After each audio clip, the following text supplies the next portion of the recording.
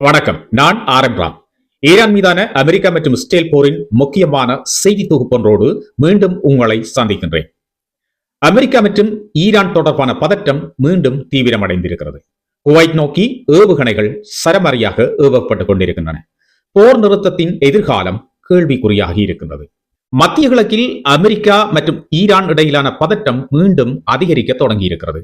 அமெரிக்காவினுடைய அண்மைய தாக்குதல்களுக்கு பதிலடி கொடுக்கின்ற வகையில் ஈரானினுடைய இஸ்லாமிய புரட்சிகர காவல் படை எனப்படுகின்ற IRGC அமெரிக்க படைகள் பயன்படுத்தியதாக கூறப்படும் ஒரு வான்படை தளத்தை குறிவைத்து இன்று தாக்குதல் நடத்தியதாக அறிவித்திருக்கிறது.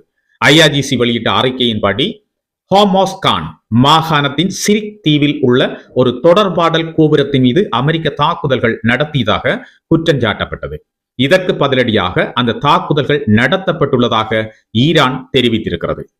IRGC ஒரு வான்படை தளம் தாக்கப்பட்டிருப்பதாக கூறப்படினும் வான்படை தளம் எந்த நாட்டில் அமைந்திருக்கிறது என்பது குறித்த ஈரான் அதிகாரபூர்வமாக எந்த விதமான தகவல்களையும் இதுவரை வெளியிடவில்லை. இதற்கிடையில் அமெரிக்க ராணுவ தளங்கள் அமைந்திருக்கிற குவைத் வான் பாதுகாப்பு எச்சரிக்கை சைரன்கள் தொடர்ச்சியாக இப்பொழுது ஒழிக்க விடப்பட்டுக் கொண்டிருக்கின்றன. குவைத்தினுடைய பாதுகாப்பு அமைப்புகள் பல ஏவுகணைகள் மற்றும் ட்ரோன்களை இடைமறித்து தாக்கியிருப்பதாக அரசு செய்தி நிறுவனம் செய்தி வெளியிட்டிருக்கிறது. குவைத்தினுடைய வெளியுறவு அமைச்சகம் வெளியிட்டிருக்கின்ற முக்கியமான ஒரு அறிக்கையில் தனது நிலப்பரப்பின் மீது நடத்தப்பட்ட தாக்குதல்களை கண்டித்ததுடன் இத்தகைய நடவடிக்கைகள் பிராந்தியத்தில் பதற்றத்தை குறைக்கும் முயற்சிகளுக்கு பாதிப்பை ஏற்படுத்தக்கூடிய ஒன்று என்று எச்சரிக்கை விடுத்திருக்கிறது. இந்த சம்பவத்திற்கு முன்னதாக சர்வதேச கடற்பரப்பில் செயற்பட்டதாக கூறப்படும் MQ-1 வகை அமெரிக்க ட்ரோன் ஒன்று சுட்டு வீழ்த்தப்பட்டதை தொடர்ந்து ஈரானின் பல இராணுவ இலக்குகள் மீது அமெரிக்கா தாக்குதல் நடத்தியதாக அமெரிக்காவினுடைய மத்திய கட்டளை தலைமையகம் சென்காம் தெரிவித்திருந்தது. அமெரிக்காவினுடைய விளக்கத்தின்படி ஈரானின் வான் பாதுகாப்பு அமைப்புகள் தரை கட்டுப்பாட்டு மையம் மற்றும் கடல் வழித்தடங்களுக்கு அச்சுறுத்தலாக இருந்த 2 தாக்குதல் ட்ரோன்கள் அளிக்கப்பட்டதாக கூறப்பட்டுள்ளது. ஆகவே கடந்த சில நாட்களாக அமெரிக்கா மற்றும் ஈரானுக்கு இடையில் ஒரு தொங்கு நிலையில் இருந்த பேச்சுவார்த்தை அல்லது தற்காலிக யுத்த நிறுத்தம் என்பது இப்பொழுது ஒரு முழு அளவிலான போரை நோக்கி நகர்கின்றதா என்ற சந்தேகத்தை எழுப்பியிருக்கின்றது. அமெரிக்கா தொடர்ச்சியாக ஈரானினுடைய பல இராணுவ இலக்குகளை குறிவைத்து கடந்த சில நாட்களாக தொடர்ச்சியான தாக்குதல்களை நடத்தி வந்தது. அது மட்டும் இல்லாமல் அமெரிக்காவினுடைய முக்கியமான தலைவர்கள் தொடர்ச்சியாக ஈரான் மீது பல எச்சரிக்கைகளை கொடுத்து வந்திருந்தார்கள். ஈரான் ஒரு முக்கியமான ஒப்பந்தத்தில் கைச்சாத்திட வேண்டும் என்றும் அந்த ஒப்பந்தத்தில் கைச்சாத்திட மறுத்தால் அல்லது அதற்கான முன்னேற்பாடுகளை செய்யவில்லை என்றால் தாக்குதல்கள் தீவிரப்படுத்தப்படும் என்று சொல்லி வந்த நிலையில் பல தாக்குதல்களை தொடர்ச்சியாக ஈரானினுடைய குறிப்பாக IRGC-யினுடைய இராணுவ இலக்குகள் மீது தொடர்ச்சியாக தாக்குதல்களை மேற்கொண்டு வந்த நிலையில் இன்றைக்கு இது மிகப்பெரிய தாக்குதல்களாக இப்பொழுது உருவெடுத்திருக்கின்றது. குறிப்பாக இந்த தாக்குதல்களை தொடர்ந்து ஈரான் இந்த பேச்சுவார்த்தைகள் இனி சாத்தியம் இல்லை என்பது போல பல அறிவிப்புகளையும் வெளியிட்டிருப்பது காணக்கூடியதாக இருக்கின்றது. இதேவேளை அண்மையில் நடத்தப்பட்ட ஈரானிய பதிலடி தாக்குதல்களில் எந்தவிதமான அமெரிக்க படை வீரருக்கும் பாதிப்புகள் ஏற்படவில்லை என்றும் சென்காம் தெரிவித்திருக்கிறது. கடந்த சில நாட்களுக்கு முன்பு 5 இராணுவ வீரர்கள் காயமடைந்திருந்ததாக செய்திகள் வெளிவந்தது குறிப்பிடத்தக்கது. இந்த இராணுவ நடவடிக்கைகள் நடைபெறும் நிலையில் கடந்த ஏப்ரல் மாதம் முதல் அமுலில் உள்ள போர் நிறுத்த ஒப்பந்தத்தை நீடிப்பதற்கான மறைமுக பேச்சுவார்த்தைகள் தொடர்கின்றன என்றும் சொல்லப்பட்டிருக்கின்றது. ஆனால் தொடர்ச்சியாக அமெரிக்கா மற்றும் ஈரான் தாக்குதல்களை எதிரெதிராக நடத்தி வருவது குறிப்பிடத்தக்கது. தகவல்களின்படி அமெரிக்கா மற்றும் ஈரான் இடையே 60 நாட்கள் கூடுதல் போர் நிறுத்தத்தை உறுதி செய்யும் புரிந்துணர்வு ஒப்பந்தம் குறித்து ஆலோசனைகள் நடைபெற்று வருகின்றன என்றும் சொல்லப்படுகின்றது.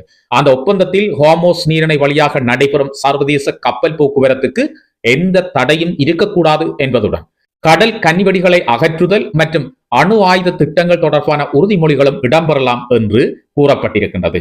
இந்த முன்மொழிவுகள் அனைத்தும் அமெரிக்காவினுடையது என்பதும் குறிப்பிடத்தக்கது. எனினும் ஒப்பந்த வரைவு குறித்து வெளியாகியுள்ள தகவல்களில் முரண்பாடுகள் காணப்படுகின்றன. சில அமெரிக்க ஊடகங்கள் அதில் மாற்றங்கள் கோரப்பட்டுள்ளதாக செய்தியை வெளியிட்டிருக்கின்ற நிலையில் ஈரானிய ஊடகங்கள் வெளிநாடுகளில் முடக்கப்பட்டுள்ள ஈரானிய சொத்துக்களை விடுவிக்கும் அம்சமும் அதில் இடம்பெற்றுள்ளதாக கூறுகின்றன. ஆனால் இவ்வாறான சில தகவல்களை வெள்ளை மாளிகை மறுத்திருக்கின்றது.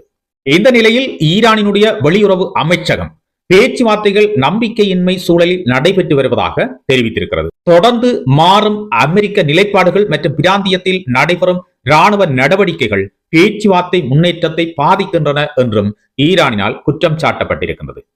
ஈரானினுடைய வெளியுறவு அமைச்சர் அப்பாஸ் அரக்சி, அமெரிக்கா ஈரான் போர் நிறுத்தம் அனைத்து முனைகளிலும் பொருந்தும் என்றும் எந்த இடத்திலும் ஏற்படும் மீறல் முழு ஒப்பந்தத்தையும் பாதிக்கும் என்றும் எச்சரிக்கை விடுத்திருக்கிறார். மற்றொரு புறம் அமெரிக்காவினுடைய ஜனாதிபதி டொனால்ட் ட்ரம்ப் அவர்கள் ஈரான் ஒப்பந்தத்தை எட்ட விரும்புகிறது என்றும் இறுதியில் ஒரு நல்ல தீர்வு கிடைக்கும் என்ற நம்பிக்கையை வெளிப்படுத்தி இருக்கின்றார். தற்போதைய சூழல்ல அமெரிக்கா மற்றும் ஈரானுக்கு இடையில ராணுவ மோதல்களும் ராஜதந்திர பேச்சுவார்த்தைகளும் ஒரே நேரத்தில் நடைபெற்று வருகின்றன.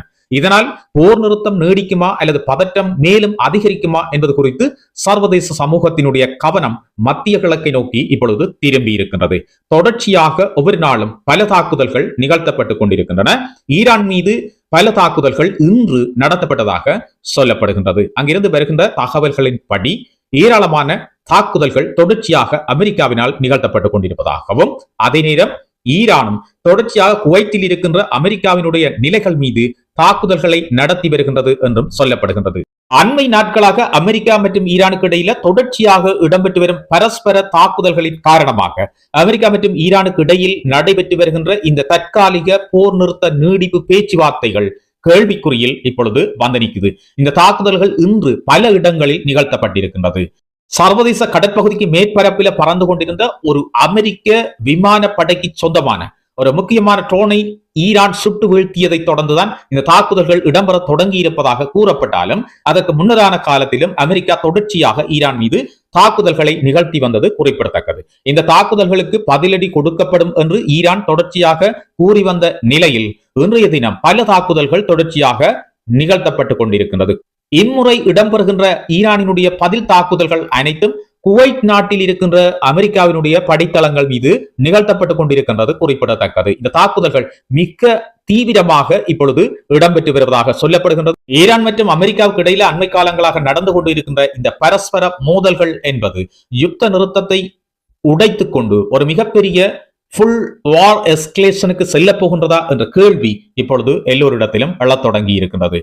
அமெரிக்கா மற்றும் ஈரானுக்கு இடையில் இடம்பெற்றுக் கொண்டிருக்கின்ற இந்த யுத்தமானது முடிவற்ற ஒரு தொடர்கதையாக மாறிக்கொண்டிருக்கின்ற இந்த நிலைமையில் உலகத்தின் பல நாடுகள் மிகப்பெரிய பொருளாதார சிக்கல்களை எதிர்கொள்ள தொடங்கி இருக்கின்றது. குறிப்பாக ஆசியாவில் இருக்கின்ற மிக முக்கியமான நாடுகள், மிகப்பெரிய நாடுகள் எல்லாம் இந்த பிரச்சனை காரணமாக பொருளாதார சிக்கலில் விழத் தொடங்கி இருக்கின்றது. இதற்கான அறிகுறிகள் தென்பட தொடங்கிவிட்டன என்பதுதான் இப்பொழுது இருக்கின்ற யதார்த்தம். ஆகவே எதிர்வரும் காலங்கள்ல இந்த யுத்தம் நிறுத்தப்பட்டு பேச்சுவார்த்தை மூலம் தீர்க்கப்படாது போனால் உலகம் மிகப்பெரிய பொருளாதார சிக்கலுக்குள் தள்ளப்பட இருக்கின்றது என்பது உண்மை. பொறுத்திருந்து பார்ப்போம் எதிர்வரும் நாட்கள்ல.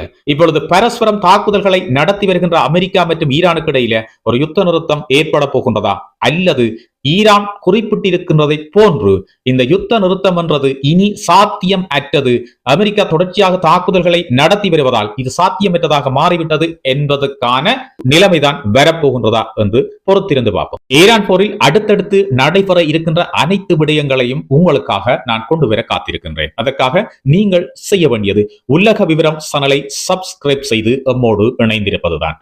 காணொலி பிடித்திருந்தால் காணொலிக்கு லைக் பண்ணுங்க. அப்பதான் இந்த காணொலி மற்றவர்களையும் போய் சேர உதவியாக இருக்கும். மீண்டும் நாளை இதே நேரம் ஒரு முக்கியமான செய்தி தொகுப்போடு உங்களை சந்திக்கின்றேன். இதுவரை நேரம் தொலைக்காட்சி, தொலைபேசி மற்றும் கணினி வழியாக எம்மோடு இணைந்திருந்த அனைவருக்கும் எமது வாழ்த்துக்கள்.